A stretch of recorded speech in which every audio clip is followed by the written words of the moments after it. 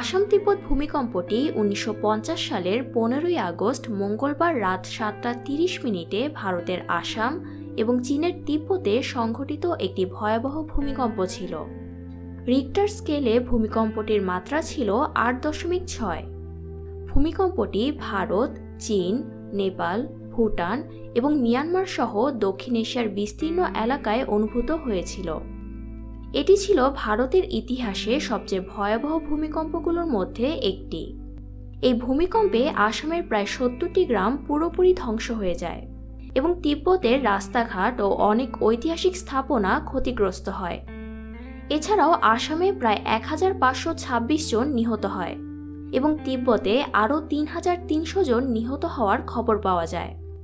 তবে ধারণা করা হয় এই ক্ষয়ক্ষতির পরিমাণ আরও অনেক বেশি ছিল, কারণ এই ভূমিকম্পের ফলে নদীর গতিপথ পরিবর্তিত হয়ে ভয়াবহ বন্যা দেখা দিয়েছিল ভারতের আসামে।